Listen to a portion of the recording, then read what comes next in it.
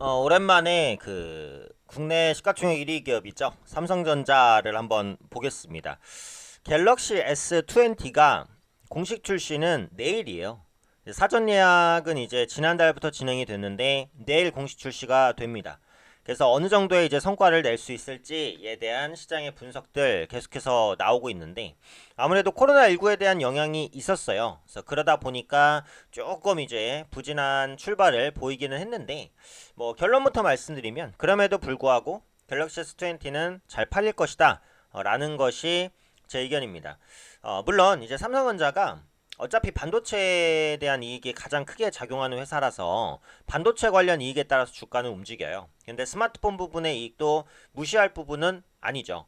저는 사실 삼성전자에 대해서 이렇게 좋게 보는 사람은 아닙니다. 예전에도 많이 말씀드렸듯이 올해 실적은 확실히 개선되는데 그 개선 기대감이 주가에 대부분 반영이 돼서 먹을 게 많지 않다라고 생각을 해요. 하지만 최근에 보시면 삼성전자 주가가 조금 밀렸고 그리고 반도체가 여전히 견조하죠 지금.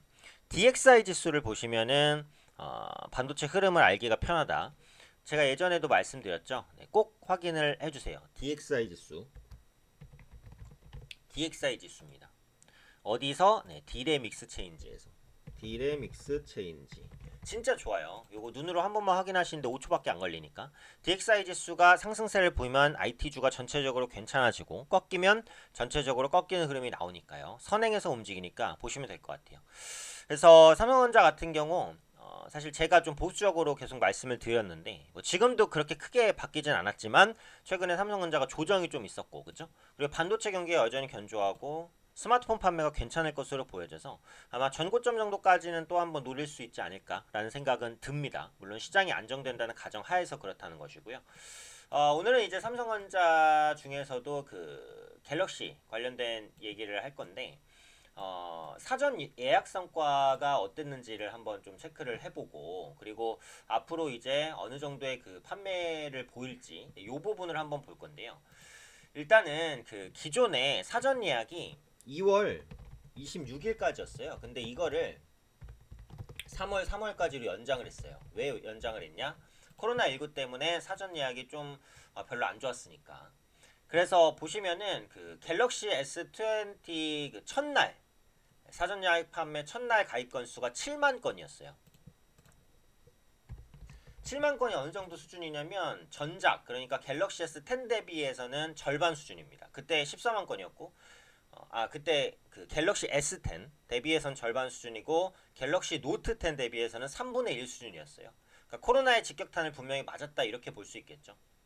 그리고 이번에 갤럭시 S20에 지원된 보조금이 최대 20만 원 정도 내외 불과해서 전작보다 보조금이 적었어요. 보통 이제 충성 고객이라고 하죠. 사전 예약까지 가서 이제 산다는 것은 굉장히 이제 충선도가 높은 고객인데 보통 대리점 방문 이후에 개통을 한단 말이에요.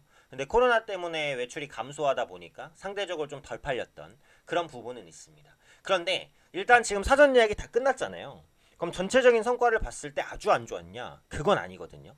갤럭시 S10 때와 비슷하게 사전 예약이 판매된 것으로 보여져요. 그러니까 지금 정확한 수치는 알 수가 없지만 전체적인 판매량 추이를 보면은 전작 대비 크게 나쁘진 않았습니다. 이게 이제 팩트라는 거고. 특징적으로는 이제 갤럭시 S20 모델 중에 여러 가지가 있잖아요. 갤럭시 S20 모델 중에 울트라 5G 모델이 잘 팔렸다라는 겁니다. 울트라 5G 모델에는 무려 1억 화소 이상의 카메라, 100배 줌 기능, 네, 굉장히 혁신적인 카메라 기능이 들어가서 160만 원 정도 되는 고가에도 불구하고 상당히 수요가 몰렸어요. 그래서 이제 사전 예약 시작한 첫날 2월 말에 갤럭시 S20 울트라 물량 초기 물량의 90%가 소진이 됐대요. 그만큼 이제 인기가 높았다라는 거죠. 그래서 울트라 버전 같은 경우 워낙에 고가이기 때문에 스마트폰 이익 개선에 어느 정도 기여는 할 수 있을 거라고 보고요. 일단 올해 있을 전체 판매량을 한번 전망해 보면 기존에 이번에 갤럭시 S20 같은 경우 올해 전체 판매량이 4천만 대를 목표로 했습니다. 이게 이제 코로나 전이에요. 근데 그 수치가 어떻게 될 것이냐? 제 개인적인 생각으로는요. 4천만 대 정도는 팔릴 것이다. 라고 생각을 하고 있어요. 왜냐면 일단 그 코로나 사태로 인해서 신규 스마트폰 판매가 둔화되는 것은 맞아요. 실제로 이제 신제품 출시를 미루는 기업들도 많이 있었고요. 출시 행사하려면 사람들이 빠글빠글 해야지 이제 어그로도 끌고 좋은데 그런 것들을 미루는 그런 사람들도 많았고, 하지만 그럼에도 불구하고 스마트폰 교체는 시기가 밀리는 것이지 없어지진 않아요.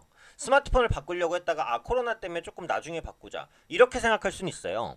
하지만 스마트폰을 바꾸려고 했던 사람이 코로나가 있으니까 이제 앞으로 안 바꾸자 이렇게 생각할 수도 있지만 그럴 가능성보다는 수요가 밀리는 거거든요, 뒤로.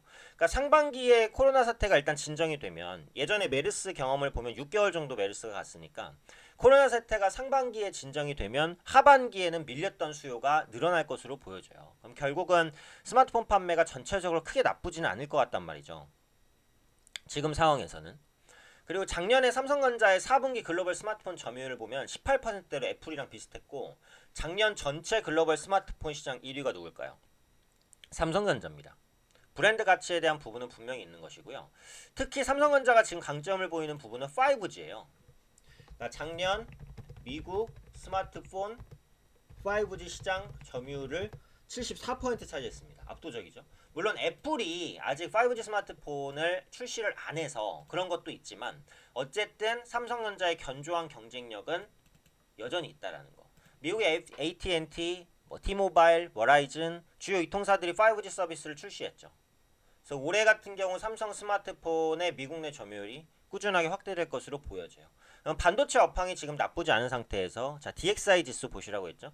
반도체 업황이 나쁘지 않은 상태에서 스마트폰 판매도 생각보다 양호할 것 같다면 일단은 주가 측면에서는 나쁘진 않다라고 보는 거예요. 다만 이제 올해 실적 반전에 대한 기대감이 대부분 반영이 됐다라는 점.